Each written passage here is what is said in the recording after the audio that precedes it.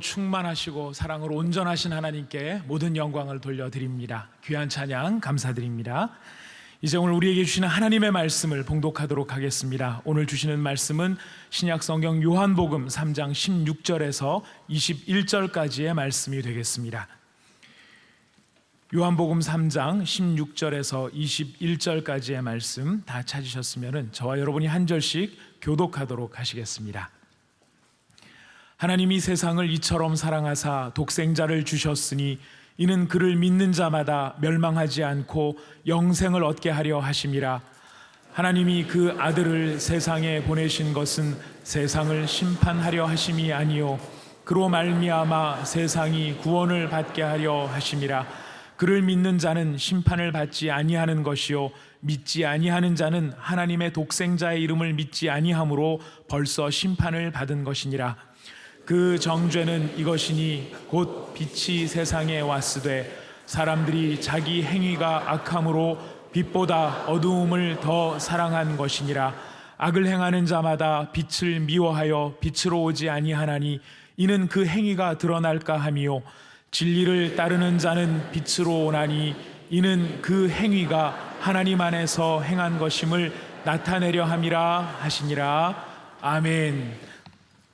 영국이 공산사회주의로 혁명받을 뻔했던 그 상황을 복음의 능력으로 막았던 분 중에 하나가 요한 웨슬레 목사님이십니다. 그 요한 웨슬레 목사님의 거듭남의 일화가 있습니다. 내용은 이렇습니다. 요한 웨슬레 목사님이 미국의 인디안들을 그 영혼 구원을 위하여 좀 쓰임 받았으면 좋겠다 그래서 인디안 선교를 위하여 영국에서 조지아를 배를 타고 가고 있었는데 순항을 하던 배가 갑자기 큰 폭풍과 풍랑을 만나게 되었습니다. 자신도 너무 두렵고 배를 타고 있던 모든 승객들이 죽음의 두려움에 휩싸여가지고 큰일 났다고 다들 얼굴이 새파래지고 있었습니다. 그랬는데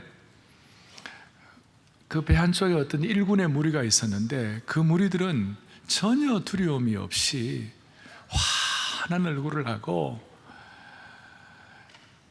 찬송을 부르는 거예요. 그리고 막 그 공포에 휩싸여 있던 어떤 사람들을 이렇게 도와도 주고 격려도 하는 거예요.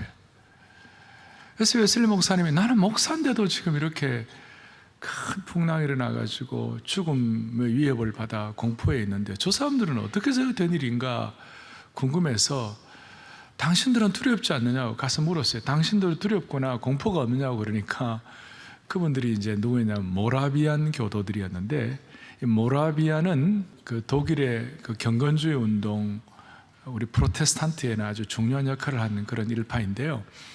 이 모라비안 교도들이 뭐라고 대답하는가 하면 이렇게 대답을 했어요. 하나님이 내 아버지이시고 그 아버지이신 그 하나님이 나를 사랑하셔서 내가 거듭났는데 뭐가 두려우냐고. 하나님이 내 아버지이시고 그 하나님이 나를 사랑하시고 내가 거듭나는데 뭐가 두렵냐고. 지금 죽으면 천국인데 뭐가 두렵느냐고. 그래서 이 요한 웨슬레 목사님이 그 말을 듣고 쇼크를 받았어요. 다시 이제 영국으로 돌아와서 모라비안 교도들이 예배를 드리는 예배당에 가서 마침 그날 마르틴 루터의 로마서 1장 서문 주석을 설교를 들으면서 이 요한 웨슬레 목사님이 완전히 거듭났다고. 그래서 구원은 행위로 받는 것이 아니고 하나님의 사랑과 은혜를 통하여 구원받는 것이라고 이걸 깨닫고 그때부터 웨슬레 목사님의 사역이 완전히 달라졌다는 그 일화가 있습니다. 사랑하는 여러분, 인생은 폭풍과 같습니다. 어떤 분들은 겁에 질리기도 하고 어떤 분들은 두려움에 떨기도 합니다. 그러나 이 거듭남의 은혜는 폭풍 속에서도 담대함을 갖게 하십니다. 조나단 에드워드는 천둥과 벼락을 그렇게 두려워했는데 거듭나고 난 다음에 천둥과 벼락도 그 두렵지 않아요. 그 가운데 하나님의 음성을 듣게 되었다는 거듭남의 신비를 설명한 제가 기억이 있습니다. 오늘 우리 성도들이요, 폭풍 가운데서도 두려워하지 않을 수 있는 어떤 근본적인 것, 우리 눈에 보이는 어떤 세상이나 육신적인 물리적인 것은 다 변하지만 변함이 없는 영원한 영적인 진리가 오늘 여러분들 모두에게 확인되기를 사모합니다. 오늘 본문은 요한복음 3장 16절. 이거 모르는 분이 있습니까? 설교자는 이와 같이 익숙한 본문을 설교하는 것이 제일 힘든 일입니다. 그렇기 때문에 제가 많은 참 고민을 하면서 이 말씀을 준비했으니까 여러분 이 말씀 가운데 성령이 주시는 깨달음이 있기를 간절히 소망합니다. 이 요한복음 3장 16절은 얼마나 귀하길래 고속도로 지나가다가 모 은단회사에서 하나님이 당신을 사랑한다고 이렇게 써놓았어요. 알 사람은 알 것입니다. 미국에는 유명한 햄버거 회사의 햄버거 포장지 안에도 요한복음 3장 16절을 써놓을 정도입니다.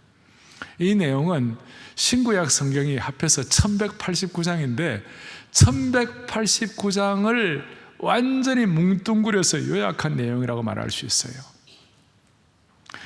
그래서 오늘 혹시나 가족들이나 또 친구들의 권유에 의해서 이 예배당에 교회에는 처음 오신 분이 혹시 가운데 계시다면 영적으로 오늘 여러분 큰 혜택을 받은 것입니다. 제가 좀 일반적인 용어를 좀 쓰려고 하다가 좀 절제를 한 용어를 썼습니다. 그냥 쓰겠습니다. 영적으로 수지 맞았습니다. 그냥 이것이 너무 귀하기 때문에 맥스 루케이도 같은 목회자는 요한복음 3장 16절은 하나님의 본성과 하나님의 계획과 하나님의 목적을 잘 요약한 말씀으로 성경 안에는 북극성과 같은 말씀이다. 이런 북극성 딱 보면 남쪽, 동쪽, 서쪽이 구별되는 것처럼 그렇게 우리의 인생을 방향을 잡아줄 수 있다는 것입니다. 어릴 때 처음 주일학교 다닐 때 순수한 우리 어린아이들에게 요한복음 3장 16절을 옛날에 찬송으로 가르쳤습니다. 하나님이 세상을 이처럼 사랑하사, 찬양대 독생자를 주셨으니, 그 다음 뭐죠? 누구든지 저를 믿으면 멸망하지 않고 영생을 얻으리로다. 영생을 얻으리로다. 주일학교를 잘 나오셔서 감사합니다. 근데 목사님을 너무 기초 말씀하시네. 그러지 마세요. 오늘 이 내용은 요한복음 3장 9절에 니고데모가 사람이 어떻게 다시 태어날 수 있느냐고, 사람이 어떻게 거듭날 수 있느냐고, 나이 든 사람이 어머니 뱃속에 어째 들어갔다 나오겠느냐고 이런 의문을 제기할 정도로 힘든 주제였어요. 거기에 대한 답이에요, 이것이. 또 이 내용은 창세기 3장에 보면 우리의 조상인 아담이 범죄를 했습니다. 하나님의 말씀 불순종했어요. 영원한 형벌을 받을 수밖에 없어요. 그런데도 하나님은 인간의 길을 제시하시고 창세기 3장 15절에 여자의 후손이 너의 후손과 원수가 되게 하겠다. 그래서 예수님이 땅에 태어나실 것을 예언하시면서 그 불순종의 형벌 가운데서도 길을 열어놓으셨어요. 이걸 창세기 3장을 원시복음이라고 그래요. 무슨 복음이라고요? 원시복음이라. 근데 그 원시복음의 창세기 3장에서는 인간이 하나님의 말씀을 불순종함으로 말미암아 하나님의 관계가 파괴되었어요. 하나님의 관계가 파괴되어서 하나님 나라에 들어갈 수가 없고 그런 상황이었어요. 그런데 오늘 요한복음 3장 16절에 하나님이 길을 열어주심으로 말미암아 파괴된 그 관계가 예수님의 사랑을 통하여 회복되게 하심으로 말미암아 사람이 거듭나서 다시 들어가지 못할 하나님 나라에 들어갈 수 있도록 만들어 주신 것이에요. 이것이 오늘 요한복음 3장 16절의 중요한 본질이에요. 다시 얘기합니다. 인간의 범죄는 하나님과의 교제를 단절시키고 하나님 나라가 파괴되게 만들으셨어요. 그러나 오늘 이 본문에서는 사람이 거듭남의 신비를 체험함으로 하나님과의 교제가 회복되어서 하나님 나라에 들어감으로 말미암아 하나님의 백성들을 통하여 하나님 나라의 건설에 참여할 수가 있게 되는 것이에요. 우리 가운데 많은 분들이 이미 거듭났어요. 이 말씀을 믿고 확인함으로 말미암아 구원받은 자가 되었어요. 감사한 일이죠. 그런데 구원받은 이 진리가 정글과 같은 이 경쟁 사회와 스트레스와 압박감으로 사막과 같은 메마름을 경험하는 이 세상살이에서 이 말씀 듣고 이 말씀을 다시 한번 확인함으로 말미암아 또 오늘 성찬식 참여하잖아요. 예수님의 살과 피를 기념함으로 여러분들이 그 사랑에 녹아져서 다시 한번 우리를 정결케 하고 우리 자신을 깊이 돌아보는 영적 각성과 다짐이 있도록 축복해 주시기를 원합니다. 자, 오늘 요한복음 3장 16절부터 이 본문을 제가 한 3가지로 여러분들에게 정리를 해드리겠어요. 첫 번째, 하나님이 16절 앞에 하나님이 세상을 이처럼 사랑하셨다. 이게 무슨 말인가? 여기에 하나님이 우리를 사랑하신 놀라운 경이로움, 신비감이 들어있다는 것입니다. 무슨 뜻인가 하면 창조주 하나님께서 미천하고도 벌레와 같고 만물보다 부패하고 피조물 가운데서도 심지어 만물의 찌꺼기보다도 못한 우리를 사랑하셨다는 그 자체가 불가사의하다. 창조주 하나님이, 창조주가 완전한 하나님께서 미천한 우리를 사랑하셨다, 이 자체가 너무나 신비롭고 너무나 경이롭다는 것이, 할렐루야. 이건 얼마나 놀라운지. 이 신비를 조금이라도 깨달은 사람은 그 하나님의 이 놀라운 사랑, 하나님 우리를 사랑하셨다는 그 사랑을 바다를 먹물로 삼고 하늘을 두루마리로 삼아도 이걸 깨달을 수가 없다고 그랬어요. 여러분, 누가 만약에 육신의 2팔을 가지고 저 푸른 하늘을 다 끼얹는다, 그 말도 안 된다고 얘기할 거 아니겠어요? 육신의 2팔을 가지고 저 태평양과 오대양 육대주를 다 끼얹는다, 이 말도 안 되는 거 아니겠어요? 이것은 마치 뭐 같은가? 창조주 하나님이 우리를 사랑하셨다는 이것은 육신의 2팔로 파란 하늘과 태평양을 손으로 안는다는 그보다도 더 놀라운 경이로움이다, 이 말이에요. 세계에 7대 경이가 있다고 그러지만 이거보다 더 놀라운 경이가 없다는 거예요. 그래서 이 경이로움을 어떻게 우리가 해석을 할 수 있는가? 3장 16절 다시 한번 보겠어요. 하나님이 세상을 뭐예요? 이처럼 사랑하사 뭘 주셨어요? 독생자를 주셨어요. 그런데 여기에 생략된 말이 있어요. 독생자를 십자가의 사랑을 통하여 주셨다. 이것이 생략되었다고 말할 수 있어요. 따라서 오늘 하나님이 세상을 이처럼 사랑하셨다, 창조주 하나님이 우리를 사랑하신 이 신비와 경이로움이 대단하다는 내용을 우리가 이해하기 위하여 저와 여러분들이 오늘 예배를 통해서 확인할 수 있는 것은 뭐냐면, 하나님의 사랑이 예수님의 십자가의 사랑과 십자가의 죽으심을 통하여 확증하셨다, 그 말이에요. 오늘 이 성찬, 그리스도의 몸과 피를 기념하는 이 시간, 이 그리스도의 몸과 피를 잔과 떡을 앞에 놓고 저와 여러분이 마음속에 다시 한번 다짐할 것은 이 십자가의 사랑의 경이로움을 확증하자는 거예요. 제가 요즘 거듭남에 대해서 말씀을 드리면서 십자가의 사랑을 제가 3가지로 정리를 해드린 적이 있는 것 같아요. 여러분 한번 다시 생각해 보세요. 첫 번째, 누가 십자가에 죽으셨어요? 누가 죽으셨어요? 하나님이 죽으셨어요. 예수님이 하나님이었어요. 하나님이 죽으셨다는 이것은요, 너무 신비한 거예요. 우리가 뭔데 하나님이 죽으셨냐 이 말이에요. 그러니 이것은 일반 사람들의 지성으로는 이해가 안 되는 거예요. 세상적인 판단으로는 도저히 이해가 안 되는 거예요. 사랑하는 여러분, 오늘 처음 교회 나온 분이 계시다면 예수님이 십자가에 절로 죽으셨는데 누가 죽으셨는가? 하나님이 죽으셨다. 여기에 대해서는 고린도전서 1장 18절 보세요. 같이 읽어보겠습니다. 십자가의 도가 멸망하는 자들에게는 미련한 것이요 구원을 받는 우리에게는, 자, 세상 사람들에게는 이게 미련하게 보이지만 구원을 받는 우리에게는 뭐가 된다고 그랬으니 하나님의 능력이다 이 말이에요. 첫 번째, 누가 죽으셨는가? 하나님이 죽으셨다. 두 번째, 누굴 위해 죽으셨나?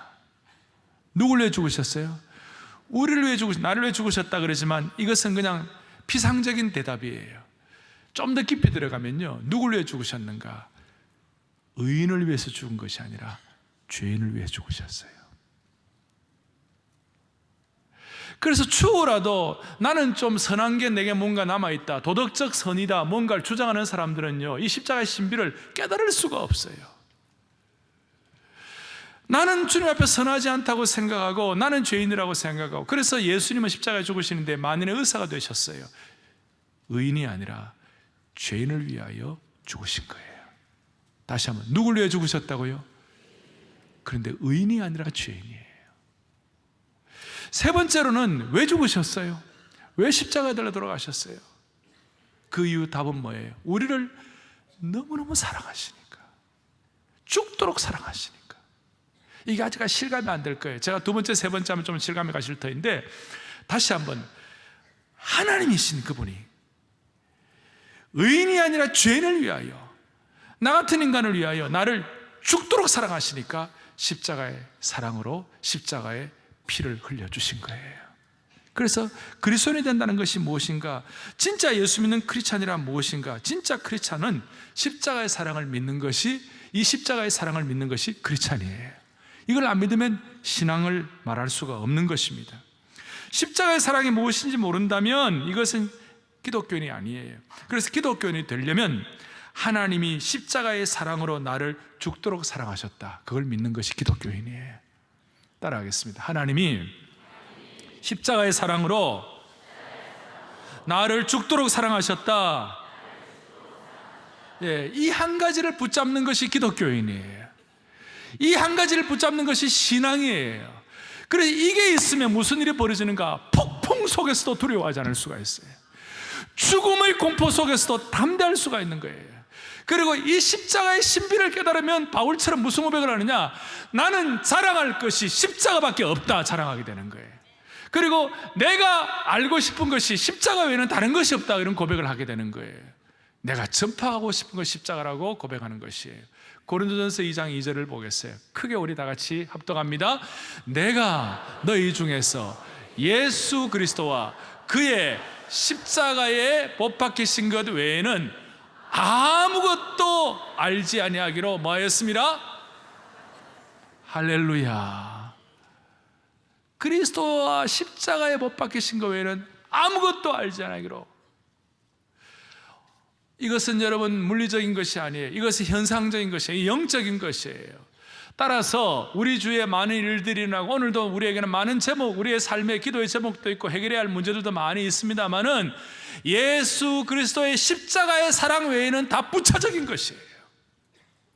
이걸 여러분들이 오늘 깨닫고 성찬에 참여해야 이 성찬이 여러분들에게 능력이 되는 것입니다. 치유가 일어나는 것입니다. 새로워지는 겁니다. 십자가의 사랑을, 경이로운 십자가의 사랑을 제가 말씀을 드렸습니다. 그 결과 17절에 하나님이 그 아들을 세상에 보내신 것은 세상을 심판하려 하심이 아니요 그로 말미암아 세상을 뭐하게 하려 하심이라? 구원을 받게 하려 하심이라. 그 하나님의 십자가의 사랑을 통하여 우리가 구원받는 거예요. 아멘. 구원을 받는 거예요. 자, 이제 두 번째 중요한 질문을 하겠어요. 그러면 이 십자가의 사랑을 믿지 않으면 어떻게 되는 거예요? 이것이 이제 오늘 숙제예요. 이 십자가의 사랑을 받아들이지 않거나 거부하거나 믿지 않으면 어떻게 되는 거예요? 18절, 그를 믿는 자는 심판을 받지 아니하고 구원을 받지만, 18절 뒷부분에 믿지 아니하는 자는, 이 십자가의 사랑을 믿지 아니하는 자는 하나님의 독생자 이름을 믿지 아니하므로, 독생자의 아까 십자가의 사랑이 생략되었다고 그랬죠? 독생자의 이름을 믿지 아니하므로 그 다음에 벌써 뭘 받은 것이니라? 마음에 줄을 끄십시오. 벌써 심판을 받았다. 이 사랑을 믿지 아니하고 이 사랑을 거부하면 벌써 심판을 받았다, 그 말이에요. 이 심판을 받았다는 말은 예수님께서 하시는 말씀에 의하면 지옥의 형벌을 받는다, 그 말이에요. 영원한 형벌을 받는다, 그런 뜻이에요. 이 지옥의 형벌에 관해서는 주님께서 마가복음 9장에 이런 말씀을 하세요. 그 지옥은 구더기도 죽지 아니하고 불도 꺼지지 않는 영원한 형벌이 있는 곳이다, 그렇게 말씀하시는 것이에요. 제가 왜 이 말씀을 드리는가? 지옥을 무슨, 요즘 같은 세상에 무슨 지옥을 얘기하나? 그리고 기독교 내에도 자유주의 신학자들 가운데 성경을 하나님의 말씀으로 다 믿지 않고 어떤 철학적으로 접근하는 분들에게 있어서는, 아니, 하나님이 사랑이시라면, 하나님의 사랑의 십자가를 지시고 사랑을 우리에게 주시는 분이시라면 어떻게 지옥의 형벌을 주시겠나? 그래서 지옥은 없다, 지옥의 존재를 무시하고 지옥의 형벌을 믿지 않는 그런 신학적인 일파도 있는 거예요. 사랑의 하나님이 인간에게 감히 어떻게 지옥의 형벌을 주시겠나, 뭐 이런 식의 어떤 주장을 하면서, 성경적인 것이 아니죠, 주장하면서 젊은이들 마음도 빼앗고 사람들로 하여금 복음적 신앙에서부터 이탈하도록 만드는 거예요. 여러분 분명히 기억하셔야 돼요. 지옥의 형벌이 있습니다. 그런데 사랑의 하나님, 십자가의 사랑을 주신 하나님이 어떻게 지옥의 형벌을 주십니까? 뭘로 증명할 수 있습니까? 키는 이것입니다. 예수님의 십자가가 있기 때문에 지옥의 형벌이 있는 것입니다. 여러분, 십자가는 지옥의 형벌을 면하기 위해서 하나님이 주신 구원의 길입니다. 십자가가 무엇이에요? 처절한 것이에요. 형벌 중에서 가장 잔인한 것이에요. 가장 고통스러운 것이에요. 예수님이 십자가에 달려 돌아가셨다는 그 말은 지옥의 형벌 때문에 주님이 십자가에 달려 돌아가신 거예요. 빛이 있으니까 어두움이 있고, 어둠이 있으니까 빛이 있는 거예요. 여러분, 거짓이 있다는 말은 진리가 있다는 말이에요. 진리가 있으니까 또 거짓이 있는 거예요. 마찬가지예요. 십자가의 사랑이 있다는 말은 우리에게 지옥의 형벌도 있다는 것을 증명하는 것이에요. 여러분, 이제 동의가 되십니까? 오늘 이 사실을 주님 앞에 설 때까지 잊으면 안 되는 것이에요. 예수님은 십자가 형벌이 얼마나 처참했습니까? 얼마나 잔인했습니까? 말로 필설로 표현할 수 없는 거예요. 육신의 아픔과 고통도 처참했지만 가장 아픈 것은 영적인 형벌이었어요. 주님이 십자가에 달려 돌아가실 때는 이 세상의 모든 죄를 다 짊어지고 가신 거예요. 예수님이 죄를 짊어지고 하셨다는 말은 지금 현세의 70억 인구뿐만 아니라 지금까지 지난 수천 년 동안 살아왔던 모든 인류의 죄악을 다 포함하는 것이고, 오늘 모든 지금 살아가는, 현존하는 모든 인류의 죄악을 다 짊어지시고 앞으로 오고 올 모든 사람들의 죄악을 다 짊어지셨으니, 오죽하면 주님은 그 십자가 형벌이 너무나 커서 엘리 엘리 라마 사박다니, 하나님이 어찌하여 나를 버리셨나이까, 이 말씀은 예수님이 육신에 대한 좀 더 살고 싶은 그런 욕망 때문에 하신 말씀이 아니에요. 그것은 영적으로 모르는 일이에요. 그것은 잘 몰라 사는 얘기예요. 너무나 영적인 형벌이 너무 컸기 때문에 주님께서는 그런 고통의 비탄하는 외침을 말씀하신 거예요. 다시 말합니다. 십자가가 있다는 말은 지옥의 형벌이 있다는 뜻이에요. 우리가 이 십자가의 사랑을 거부하고 이 십자가의 사랑을 믿지 아니하고 이 십자가의 사랑을 모를 때에 우리는 자동적으로 우리는 지옥 가는 거예요. 우리의 미천이 영원한 형벌을 받게 되어 있어요. 죄인이기 때문에 죄를 짓는 것이 아니라 우리는 죄인으로 태어났기 때문에 죄를 짓는 거예요. 그래서 자격으로 말하면 우리는 하나님 앞에 나갈 수가 없는 자예요. 사랑하는 여러분, 오늘 이 말씀 가운데 우리의 마음속에 십자가의 사랑에 대해서 다시 한번 정리할 수 있는 축복을 주시기를 바랍니다. 천국이 확실한 만큼 지옥이 있는 것입니다. 거짓이 없다면 진리가 있을 수가 없는 것입니다. 예수님의 사랑을 거부하면 오늘 18절에 있는 것처럼 하나님의 독생자의 이름을 믿지 아니함으로, 십자가의 사랑을 믿지 아니함으로 벌써 심판을 받게 되는 것입니다. 자동적으로 십자가의 사랑을 거부하면 자동적으로 지옥 가는 것이에요. 하나님이 무슨 억하 심정이 있어가지고 우리를 영원한 형벌 받게 하는 것이 아니에요. 하나님이 우리에게 무슨 지옥 보내가지고 하나님이 한을 푸는 것이 아니에요. 하나님은 십자가의 사랑의 길을 열어놓으셨는데 불구하고 우리가 그것을 거부할 때 우리의 미천은 불순종의 자녀이기 때문에 우리는 자동적으로 영원한 형벌을 받는 거예요. 여러분, 오늘 여기에 대해서 영적인 깨달음이 있기를 바랍니다. 이걸 좀 고민하는 것이에요. 그래서 19절, 그 정죄는 이것이니 곧 빛이 세상에 왔으되 사람들이 자기 행위가 악함으로 빛보다 어둠을 더 사랑한 것이라. 십자가의 사랑을 거부했다는 것이에요. 그거 자체가 정죄가 된 것이에요. 20절에 악을 행하는 자마다 빛을 미워하여 빛으로 오지 아니하느니 이는 그 행위가 드러날까 하며, 21절에 진리를 따르는 자는 빛으로 오나니 이는 그 행위가 하나님 앞에서 행한 것임을 나타내려 함이라 하시니라. 빛과 어둠, 빛 대신 주님 앞에 어두움을 청산하고 주님 앞에 나오는 것. 어떻게 나올 수 있어요? 예수님의 십자가의 사랑을 다시 깨닫는 것이에요. 그럴 때 어두움에 갇힌 영혼이 빛으로 나오는 길을 얻게 되는 것입니다.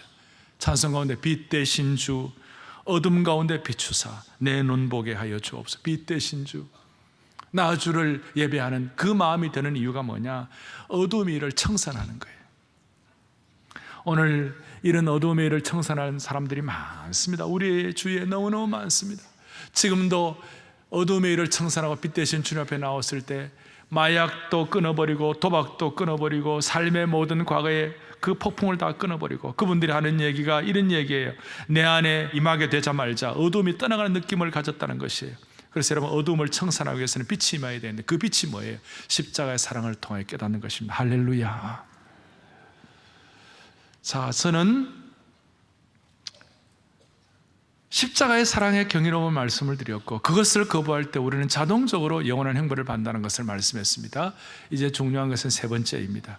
어떻게 하면 거듭남의 경이로움을 체험할 수 있습니까? 니고데모는 사람이 거듭나는 것을 물리적으로, 환경적으로, 육신적으로 보았어요. 그런데 사람들이 하나님 나라를 들어간다 그랬을 때 그것을 물리적으로, 환경적으로 더 건강해지고 환경적으로 더 많이 변화해야 한다, 이렇게 생각하는 분들이 많아요. 여러분, 그거 아니에요. 사람이 거듭난다는 것은 환경적으로, 물리적으로 새로워지는 것이 아니고, 사람이 거듭나는 것은 물질적인 것이나 환경적인 것이나 현상적인 것이 아니라, 거듭나는 것은 하나님과의 관계성을 회복하는 것입니다. 자, 하나님과의 뭐가 회복되는 거라고요? 관계성이 회복되는 것이죠. 예수님과의 인격적인 관계가 회복되는 거예요. 마치 이것은 갓 결혼한 신혼부부가 너무 좋아서 두근두근하는 것처럼, 예수님이 너무 좋아서 예수님 사랑하는 마음이 두근두근 드는 거예요. 예수님이 너무 좋아서 죽도록 좋아하는 마음이 생기는 거예요. 그래서 주님 사랑해요, 온 마음과 정성 다해 정말 주님 사랑하는 마음을 갖기를 원합니다. 그렇게 고백하는 거예요. 하나님이 너무 좋아서, 하나님이 좋고 하나님이 사랑하게 되면 하나님의 엄청난 사랑, 나를 정말로 사랑하신다는 그것이 믿어지는 거예요. 할렐루야. 따라서 여러분, 내가 좀 염치가 없고, 내가 좀 부족하고, 내가 좀 모자라도, 내가 좀 어떻게 좀 염치가 없어도, 내가 부족하고 부족해도 탕자처럼 하나님이 나를 사랑하시는 것을 믿는 그 순간 구원받는다는 것이에요.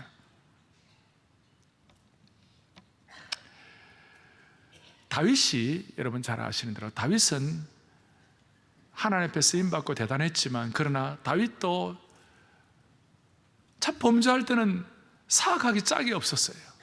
간음하고 난 다음에 그 간음한 것을 이렇게 좀 커버해 보려고 우리아를 살인 현장에 보내가지고 죽게 하고 온갖 음모를 다 꾸미고, 간음자요, 살인자요, 음모자였어요. 그런 그가 주님 앞에 나아가서 회개하고 회복할 때에 다윗이 참 기가 막힌 것은 뭐냐면, 우리가 볼 때는 뻔뻔하게 짝이 없어요. 철판이에요. 그런데 하나님께서 다윗에게 주시는 영적 진리와 빛이 뭐냐? 뻔뻔함에도 불구하고, 염치가 없음에도 불구하고 다윗은 시편 51편 1절에 이런 고백을 하는 거예요. 회개하며 나올 때 보세요. 크게 우리 합독합니다. 하나님이여, 주의 인자를 따라 내게 은혜를 베푸시며 주의 많은 긍휼을 따라 내 죄악을 지워주소서. 내 죄악을 지워달라. 하나님의 인자와 긍휼을 따라 내게 은혜를 베푸시며 주의 많은 긍휼을 따라 내게 죄악을 지워줘, 이렇게 말하면서 시편 50편 뒷부분은 주님, 나를 구원의 즐거움을 다시 회복시켜 주십시오. 관계가 회복되게 해주십시오. 이렇게 고백하는 거예요. 따라서 거듭남은 물리적으로, 환경적으로, 현상적인 것보다 더 중요한 것은 주님과의 영적인 관계가 회복되는 것이에요. 자, 이 내용을 가룟 유다를 통해 여러분들이 확보하고 확인할 수 있어요. 사랑하는 여러분, 잘 들으세요. 가룟 유다가 왜 지옥 갔습니까? 가룟 유다가 왜 영원한 형벌을 받았습니까? 그 이유가 뭐예요? 가룟 유다가 예수님을 판 잘못을 저질렀죠. 그래서 가슴이 아팠죠. 그런데 가룟 유다가 지옥 가고 영원한 형벌을 받은 이유는, 가룟 유다가 예수님을 팔았기 때문에 영원한 형벌과 지옥을 받은 것이 아니라, 가룟 유다가 예수님의 사랑을 거부했기 때문에 받은 거예요. 잘 여러분들이 확인해 주셔야 돼요. 가룟 유다는 예수님을 팔아서 심판받은 것이 아니에요.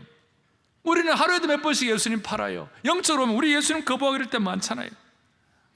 가룟 유다는 예수님을 팔아서 심판받은 것이 아니라 예수님의 십자가의 사랑을 믿지 않아서 사랑을 거부해서 심판받은 거예요. 이것이 잘 이해가 안 되면 이런 베드로를 생각하면 돼요. 베드로는 예수님을 3번이나 저주하고 부인하고 예수님을 모욕했습니다. 어떤 면에서 가룟 유다가 예수님 판 거 이상이에요. 그런데 예수님 앞에 베드로가 어떻게 회복되고 어떻게 됩니까? 예수님은 베드로를, 그 범죄한 베드로를 붙잡아 가지고 네가 나를 사랑하느냐? Do you love me? Do you love me? 너가 나를 사랑하느냐? 어떻게 베드로가 이 주님과의 관계성 회복에 대해서, 주님의 사랑에 대해서 어떻게 표현할 길이 없어요. 주님, 내가 어떻게 표현을 못합니다. 내가 주님을 사랑하는 줄 주님이 아십니다. 마치 신혼부부가 서로 두근두근 또 서로 사랑하듯이 베드로의 마음속에 예수님 사랑하는 이 마음이 다시 회복된 거예요. 그 마음의 회복됨으로 말미암아 주님께서 베드로와의 관계가 회복되게 하시고, 그 관계가 회복되고 난 다음에 베드로에게 사명 주시고 내 양을 먹이라고 말씀하신 것입니다. 거듭남의 신비로움은 관계성의 회복입니다. 오늘 그리스도의 몸과 피를 기념하면서 우리가 주님의 사랑을 다 안다고 말할 수가 없어요. 주님의 사랑의 큰 산의 한쪽 구석에서 그저 극적일 정도일지 몰라요. 그래서 우리는 이 성찬에 참여하며 주님의 사랑에 녹아지는 거예요. 할렐루야. 부모가 어떨 때 가장 가슴이 아파요? 자식이 뭐 좀 환경적으로 물리적으로 뭘 좀 잘못하고 사고치고 그러면 그것도 가슴이 아프지만, 부모가 가장 가슴 아플 때가 언젠가 하면요, 자식이 고개 바짝 들고 엄마가 나 정말 사랑해? 엄마 나 정말 사랑하는 거야? 이런 식으로 고개 바짝 들고 엄마에게 한가하면요, 엄마 마음이 무너지는 거예요. 안 그렇습니까? 안 그렇습니까? 엄마 마음이, 자식을 위하여 그 고생하고 임신하고 그 자녀를 태어나게 하고 진자리 마른 자리 갈아넣으면서 기도하면서 그 자식을 키웠는데도, 물론 부족함은 있지만 키웠는데도 불구하고 자식이 고개 바짝 들고 엄마 진짜 나 사랑해? 여러분, 부모 마음이 미어지는 거예요. 예수님과 나와의 관계도 똑같아요. 예수님 나 정말 사랑해요. 주님 나 정말 사랑해요. 오늘 이거 일어나 보니 주님 나 사랑하는 거 아닌 거 아니에요. 주님 나 정말 사랑하지 않는 거 아닙니까? 이런 식으로 막 고개를 버쩍 들면 주님이 가슴이 미어지는 거예요. 하나님의 가슴에 큰 상처와 구멍이 나는 거예요. 이 주님의 몸과 피를 기념하면서 주님의 사랑에 우리가 녹아지는 것이 중요한 거예요. 오늘 가정마다 왜 문제가 있습니까? 여러분, 자녀 교육 어떻게 할 거예요? 다른 방법이 없어요. 자녀 교육은 우리 자녀들이 하나님의 사랑에 녹아지는 거예요. 그럴 때 부모의 사랑이 회복되는 것입니다. 부부 사랑도 마찬가지예요. 남편과 아내의 사랑은 You are my sunshine 그러면서 그 남편밖에 없다, 아내밖에 없다 그러지만 그거 몇 년 가겠어요. 아내와 남편이 이 하나님의 사랑에 녹아질 때, 진짜 이 사랑에 녹아질 때 부부의 사랑도 새로워지는 것입니다. 자녀와의 관계가 회복되는 길, 부부의 사랑이 회복되는 길, 그 다음에 공동체의 문제가 해결되는 길은 다른 길이 없어요. 주님과의 사랑의 관계가 회복되는 것입니다. 오늘 이 예배를 참여하면서, 성찬을 참여하면서 주님과의 사랑을 다시 회복하는 저와 여러분 되기를 간절히 바랍니다. 이걸 모르면 하나님이 너무 가슴 아파하세요. 구약시대 때에도 이스라엘 백성들을 향하여 하나님의 아픈 가슴이 너무 절실히 표현되는데 호세아라는 성경에 보면 이 사랑을 모르고 막 하나님 따라가고 배신하고 그래도 하나님 계속 받아들이는 것을 호세아의 아내가 바람 나가지고 막 도망가고 막 이렇게 하더라도 계속 또 데려오고 그렇게 하잖아요. 그 사랑을 다시 확인하고 표현해 주잖아요. 그걸 통해서 하나님 우리를 얼마나 사랑하시는지를 증명하시는데 호세아 11장 8절을 보세요. 다 같이 보겠습니다. 에브라임이여 내가 어찌 너를 놓겠느냐, 이스라엘이여 내가 어찌 너를 버리겠느냐, 내가 어찌 너를 아드마같이 놓겠느냐, 어찌 너를 스보임같이 두겠느냐. 내 마음이 내 속에서 돌이켜 나의 긍휼이 온전히 불붙는 듯 하도다. 아멘. 여기 아드마와 스보임은 소돔과 고모라가 형벌받을 때 같이 불타버린 성이에요. 하나님의 마음이 얼마나 안타까워, 하나님의 사랑이 얼마나 간절한지 나의 사랑과 긍휼이 내 마음속에 불타는 듯하도다. 이것이 이스라엘 백성들을 향한 주님의 안타까운 사랑의 심정이었어요. 오늘 저와 여러분들이 이 사랑을 깨달아야만 됩니다. 이 사랑을 회복하기를 바랍니다. 결론은 무엇입니까? 하나님의 나라는 어떻게 건설됩니까? 천국의 제일 우선순위는 물질과 환경이 아니라 하나님과의 관계성이에요. 그래서 하나님께서 인간을 창조하신 이유도 하나님과의 올바른 관계를 가지고 아담과 하와가 하나님과의 올바른 관계를 갖기 위하여 주님께서 세상을 창조하시고 인간을 창조하신 거예요. 불순종 때문에 파괴되었지만 오늘 요한복음 3장 16절에 주님의 십자가의 사랑을 주신 이유도 하나님과의 새로운 관계를 만드시고 관계를 회복하시기 위해 주신 줄로 믿습니다. 종말에 예수님이 다시 재림하실 때 어떤 일이 벌어집니까? 새 예루살렘에서 우리와 영원한 관계를 가지기 위하여 주님은 오시는 것입니다. 그래서 천국은, 하나님 나라 건설은 관계의 회복인 것이에요. 교제의 회복인 것이에요. 그 교제는 어떻게 하면 회복됩니까? 주님의 몸과 피를 기념하며 주님의 사랑을 확보함으로 말미암아 그 사랑에 녹아져서 주님과의 관계가 회복되기를 원합니다. 이 사랑의 관계에 회복되면 무슨 일이 벌어지는가? 내 분수를 알아요. 자기의 부족함을 깨닫게 돼요. 자기의 부족한 본분을 깨닫게 돼요. 자기의 부족한 본성을 깨닫게 되는 거예요. 그래서 큰 소리 칠 자가 아무도 없어요. 주님의 깊은 사랑을 깨달으면 회개할 수밖에 없어요. 자기를 정리할 수밖에 없어요. 그리고 이 사랑의 빚진 자라고 고백하는 것입니다.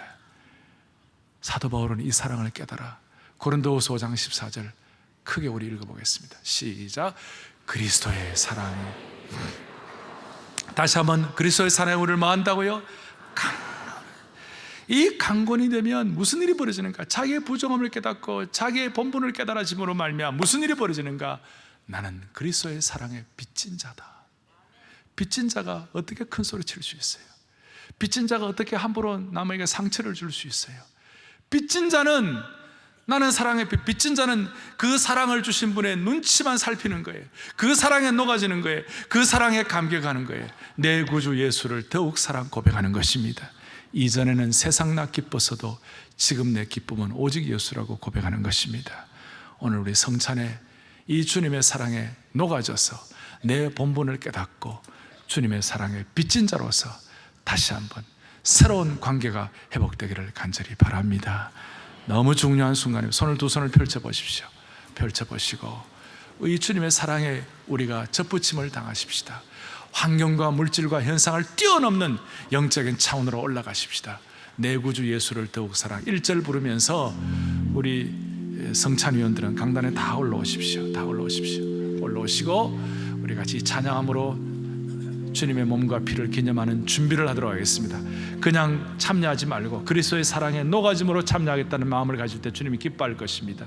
내 구주 예수를 찬양합니다. 내 구주의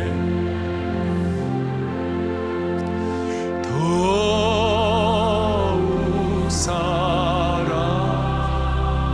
엎드려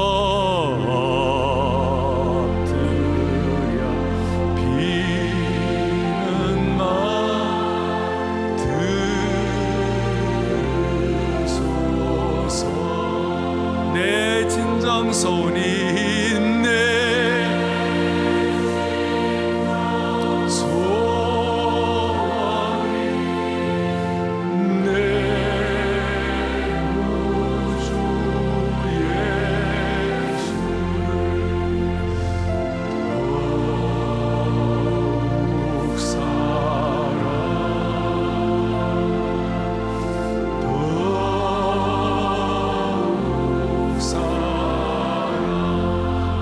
진정 소원이 내 진정 소원이 내 구주 예수를 더욱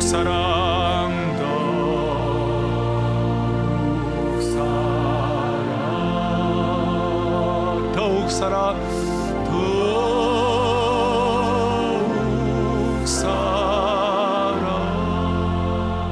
내 평생에 힘쓸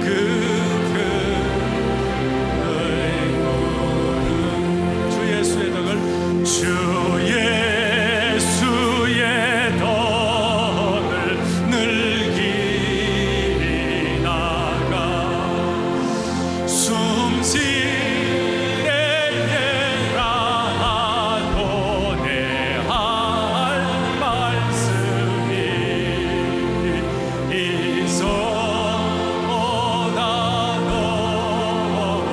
있어다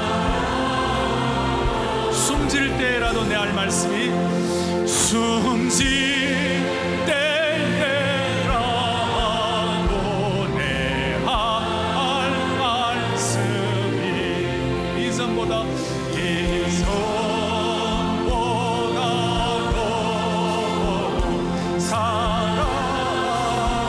사랑이다. 기쁨 하나님의 기쁨이 하나님의 기쁨이 당신의 삶에 넘쳐나기를 기쁨 하나님의 기쁨이 당신의 삶에 가득하기를 축복합니다. 잠깐만요. 기쁨할 때 정말 환하게 기뻐하시면서 옆분들 쳐다보시면서 축복하시면 배가 될 것입니다. 할렐루야. 기쁨하겠습니다. 기쁨 하나님의 기쁨. 옆 사람을 보면서 당신의 삶에 넘쳐나기를 기쁨 하나님의 기쁨이 당신의 삶에 가득하기를 축복하. 사랑 하나님의 사랑이 사랑 하나님의 사랑 당신의 옆을 보면서 당신의 삶에 넘쳐나 사랑 하나님의 사랑이 당신의 삶에 가득하기를 축복. 한 번 더 사랑하겠습니다. 사랑 별관에도 안성수양관에도 사랑 하나님의 사랑이 당신의 삶에 넘쳐나는 사랑 하나님의 사랑이 당신의 삶에 가득하기를 축복합니다. 축복합니다.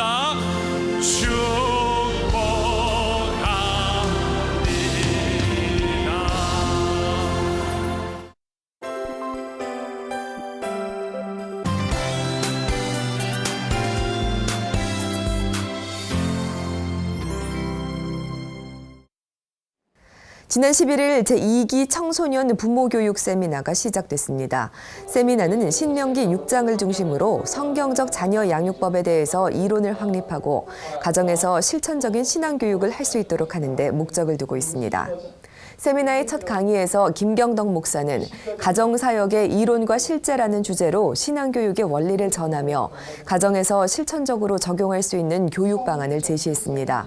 참석한 부모들은 6주에 걸쳐 신앙으로 본 학업, 자녀의 게임 중독 등의 다양한 주제 강의를 접하게 됩니다. 사춘기를 지나는 아이들을 지도하고 양육하기가 너무너무 힘든데 부모님들을 성경적으로 아이들을 가르칠 수 있도록 돕고 또 지원해드리고 이 일들을 교회 교육이 어떻게 함께 할 수 있을지 함께 고민하는 귀한 자리입니다. 이 자리를 통해서 크리스찬 부모들이 정말 성경적으로 자녀를 잘 양육해서 하나님의 온전한 백성들로 세우는 일 가운데 쓰임받는 귀한 세미나가 되었으면 좋겠습니다.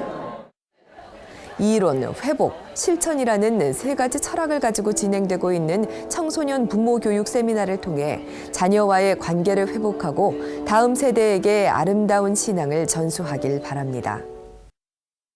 9월과 10월은 결혼식이 많아지는 때인데요. 결혼을 앞둔 예비 부부들의 특별한 학교죠. 사랑닷컴을 사랑TV 뉴스가 취재했습니다. 지난 6일 사랑의 교회의 결혼준비학교에 예비부부 45커플과 이들의 멘토부부 13커플이 함께했습니다. 결혼준비학교는 결혼을 확정하고 준비 중인 커플들을 위한 과정으로 멘토부부들이 과정을 함께하며 결혼 후에도 조언자로서 관계를 이어가게 됩니다. 결혼 커플끼리 만나기 때문에 믿음의 동역자들을 또 많이 만날 수 있는 기회가 되잖아요. 그래서 결혼 생활을 하면서 외롭고 지치고 또는 배우자의 불만이 생길 때 또 같이 얘기하고 또 서로 도와줄 수 있는 믿음의 동역자를 많이 사귄다는 것도 굉장히 중요한 일입니다. 사랑닷컴 첫 시간에는 결혼을 전제로 교제하면서도 미처 알지 못했던 배우자의 마음을 깊이 들여다보고 서로를 위해 기도하는 시간을 가졌는데요.